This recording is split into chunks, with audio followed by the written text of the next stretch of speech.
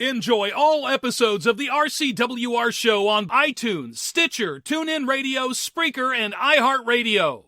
There was a really great, passionate, and intense promo exchange between Kevin Owens and John Cena that I really, really enjoyed. And I love how Kevin Owens was explaining to the fans how he had to explain to his son, who was a big fan of John Cena, because his son was like, Dad, I'm happy you won and everything, but is John Cena okay? Is he all right?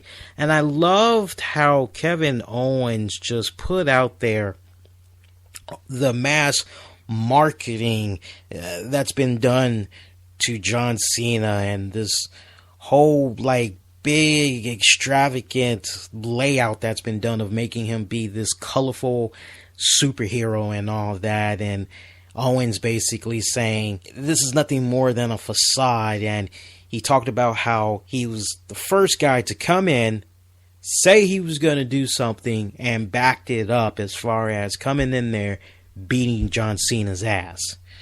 And now he's saying, going into this rematch against John Cena in 2 weeks, that he's going to expose Cena for the facade that he is. And then you see John Cena come out. I mean, you gotta watch it. If you didn't watch Raw, you gotta go out of your way to look for that particular segment. Great promo setup that Kevin Owens had, because you feel the intensity of it. You're like, this is awesome, loving this. You're connecting with Owens. You're like, man, this dude is awesome. How is Cena gonna respond? And that's the thing with John Cena. John Cena, he has his moments when he's in the ring where for one night you will go, damn, he did a good job in putting that guy over. Now, granted, there was a period where you had Super Cena that was just steamrolling through everybody that was put in front of him. And it just got to the point that fans just started to get very sick. I have been enjoying the placement of John Cena. He has the United States Championship. He's not closing out the show. He's not kicking off the show. I mean, he is just in a perfect little spot, but at the same time, he's in a spot where you can't help but recall what was happening during his segments, right? Cena has been inconsistent when it comes to his promos. Anybody that has been watching John Cena long enough knows what this man is really capable of, especially if you followed his career early on. Ruthless Aggression, early 2000s there, right? So you're wondering, I know I couldn't help but wonder, what Cena was going to show up? Was it going to be the Cena that was going to do everything in his power to put over his opponent? Or were we going to get a Cena that was going to come out and was going to go into some type of name calling, downgrading the hell out of his opponent? Because we've seen him do it before in the past. So what type of Cena are we going to get? And we got a Cena that came out basically talking about the bright colors and the hustle, the loyalty, respect. It's not part of a mass marketing campaign. Okay, Cena, I gotta disagree with you on that one. That shit's selling a lot of money. That shit's selling. I see the little kids and all that, all right? I know that's selling. Wristbands, $20. Hat, $20. Shirt, $40. Chain lock or whatever, $10. Come on now. That's making you some damn good money on the back end. But anyway, we see Cena come out, and he just, in a really rare occasion, he reminds you why you fell in love with him in the first place, as he was cutting such a passionate promo talking about how, he fights the good fight because it's him. What you see that he's portraying on the outside, that's him on the inside. And everything was just so on point. And then it got a little controversial. We see him point out to a sick little girl who had a sign saying that she's beating cancer. John Cena gave her props in the middle of his promo to Owens, and he said to her, you keep on beating it, and, you know, I hope you survive it. You know, I'm pulling for you. That's from the heart. You know, and I mean, that little girl gets a great little reaction right there, to the point that after Raw went off the air, Cena actually invited that little girl into the ring. So all the fans there in Texas, they were given a little bit of an exclusive, if you will. That whole promo that Cena had, not to take anything away from Owens, his promo I connected with very well. Cena, definitely. It's moments like that as a wrestling fan, I'm reminded why I fell in love with professional wrestling in the first place. Okay? One of my very first memories that I can recall of, wow, what the hell? Who is this character? What is he going to do? One of my first memories. It's a little bit of a coin toss. One is The Undertaker. And I remember there was one segment where The Undertaker, he was with Paul Bearer. And Paul Bearer was talking, I can't remember the opponent, but he was talking a real hot mess. Undertaker was seen in the background, and he was just building the coffin up and all that. And as a little kid, I'm like, I just remember being mesmerized, freaked the hell out. I'm wondering what the hell is going on here. And I stuck around, as scared as I was of Paul Bearer and Undertaker on the TV. I'm like, I gotta see what's gonna happen next. You know, what's gonna happen? You know, Jake the Snake Roberts. One of my most earliest memories was seeing a promo of Jake Roberts. And on this one, I want to say it had to do with the Ultimate Warrior, if I'm not mistaken.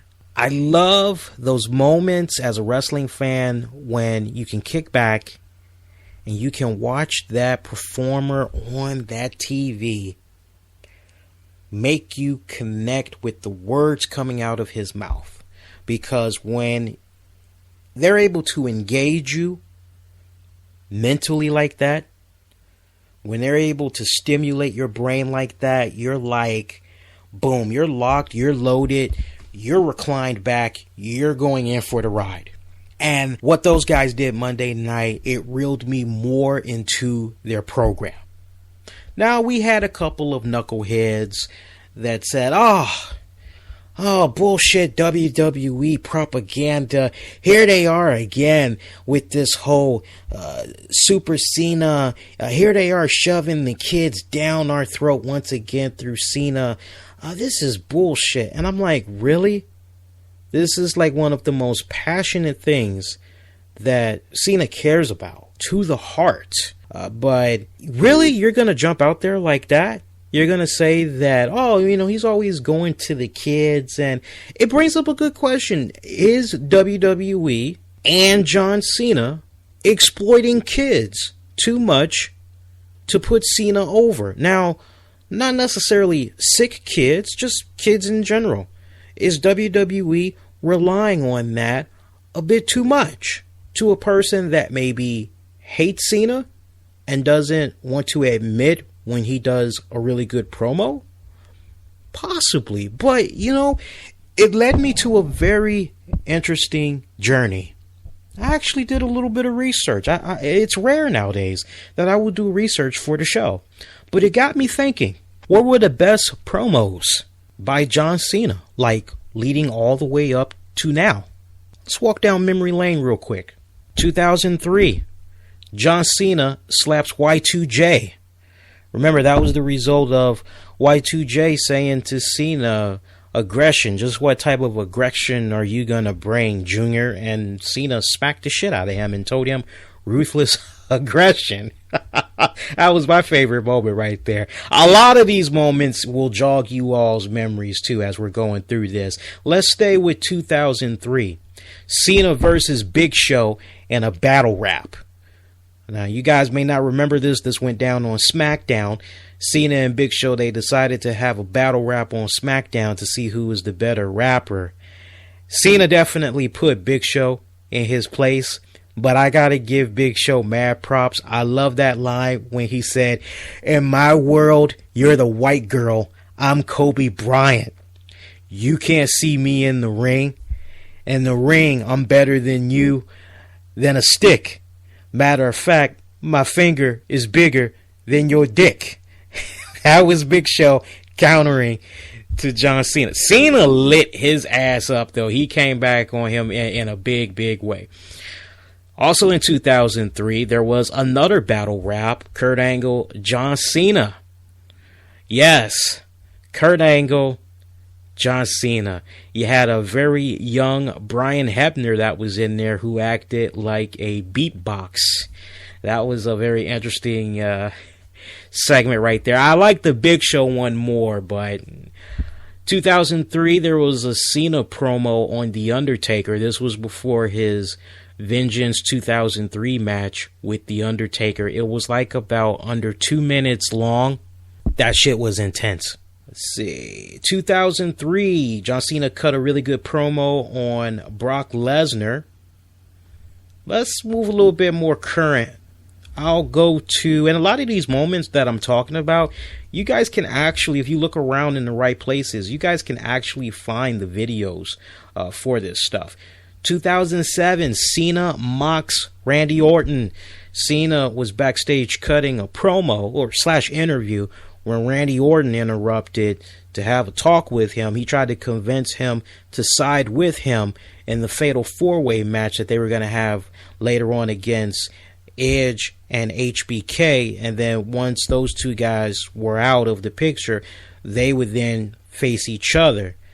But instead of Cena taking Orton up on that, he took key things that Orton was saying to mock him.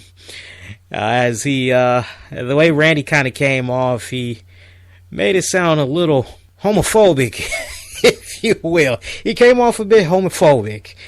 Great stuff right there. Great stuff right there. Especially Randy Orton at the end. He was like, I'm going to beat you in the ring. I'm going to be on top of you to pin you. And you had Ron Simmons just come up from behind him. Damn! Great stuff right there. 2007, it's a moment that Ken Anderson will probably still talk about in many interviews. I don't know how he feels about it now, as I haven't seen him comment on this within the past 2 to 3 years. I think everybody knows this moment very well. Mr. Kennedy was in the middle of a promo opening Monday Night Raw when John Cena came out. And I mean, you talk about a guy that was so hot at the time being cut down within minutes. You know Kennedy was pissed. Cena was calling him Mr. Camel Toe, and then he called him Mr. Kellogg's. I think he called him Mr. Kellogg's Crunchy Nuts. Then he called him Mr. Kenny G. Yeah, it was a great promo, but at the same time, if you were a Kennedy fan, you all now know him as Mr. Anderson in TNA wrestling. But if you were a fan of him back then, it was kind of like, wow, what the hell, Cena? 2010, Cena mocked the Nexus. This was shortly after Nexus had suffered like their first team loss. It was at the SummerSlam pay-per-view. Shout out if you remember all those guys that was part of Nexus. If you need a little bit of a refresher, yeah, David Otunga, Heath Slater, Justin Gabriel, Wade Barrett, Ryback, who was not Ryback at the time, Darren Young, Tarver. I'm sure you guys remember Tarver. Just look at that and then think about who's still there on the roster. 2011, Cena raps on The Rock after hearing Rock's words from the previous Raw. Cena brought back Doctor of Thugonomics for one night. I'm sure you guys remember that one. You really should. That's more recent.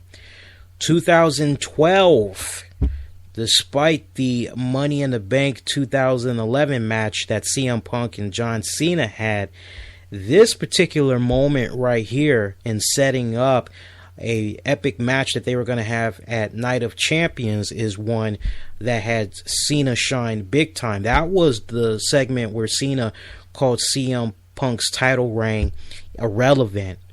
And he said to CM Punk, "You don't even know who CM Punk is." And I challenge you guys to go back and watch that, because when you hear every single thing that John Cena is saying to CM Punk, he talks about how CM Punk is borrowing colors from other wrestlers. He's taking moves from other wrestlers. Basically, he's doing all this other stuff. He doesn't know his identity. He doesn't know what he wants to do. It's just so eerie when you watch that, and then you think about how he's trying to make the transition into UFC/MMA fighting now. Very interesting right there. There was the 2013 promo: "In order to be the greatest that ever lived, you have to beat everyone living." That's what Cena said to The Rock leading up to their epic second encounter at WrestleMania for the WWE title. That was a quote that Cena heard from Iron Mike Tyson. Rock had a rebuttal of his own. His quote: "Winning is about heart. You just got to have it in the right place." That was by Lance Armstrong. To that, he said to Cena, "He was full of crap, and so are you." This was basically about redemption for John Cena, because he said he was going to win in the first round. He didn't win. This was all about getting redemption. So, I mean, you just look at all of those moments, and it's like you would think that Cena would have more moments on the promo, you know, when it comes to his promo ability, when it comes to his mic work, but he has been very inconsistent. But I think if you just go back and you just look at all those examples and the dates that I mentioned and all that, no, I don't think the WWE and Cena are exploiting the kids, whether they're sick or not. I don't think they're exploiting that. I don't recall anybody in the 1980s, 90s saying, "Oh, Hulk Hogan, he's exploiting the hell out of the little kids." What the fuck? I mean, that was Hulk Hogan. Hulk Hogan was like Rocky Balboa of wrestling. I mean, everybody just wanted to go up to the Hulkster. They wanted to befriend him and all that. I mean, for Christ's sake, a cartoon was done of this man. You know, so I'm not buying this whole WWE scandal. It's a conspiracy. They got to use little kids for John Cena. No, get that bullshit out of here. If we've learned anything about John Cena, he's very passionate about all the charity work that he does and all that. And you know what? I will say this. Heaven forbid, if you're a parent right now, and you have a kid that's sick, and of all their favorite wrestlers in the world, John Cena is their favorite, I pray that you don't act like some of these knuckleheads that's out there. You know, it's easy for people to say this type of stuff that they're saying about Cena, and this is a rarity right here. It's rare I defend John Cena. I am so not for this Cena. I miss the old Cena. But who doesn't miss the Doctor of Thugonomics? But, you know, for me, I give him his props where it's due, and I will continue to give him props as it's needed. It's easy for folks to say all this type of weird, fucked up shit about him when 9 times out of 10, these people, they're probably teens. They probably are barely 21 or whatever, right? So they really don't have that rich wrestling knowledge and all that overall perspective. They don't have any kids, so they can't really make that connection and all that. I thought that I had no problem with that segment.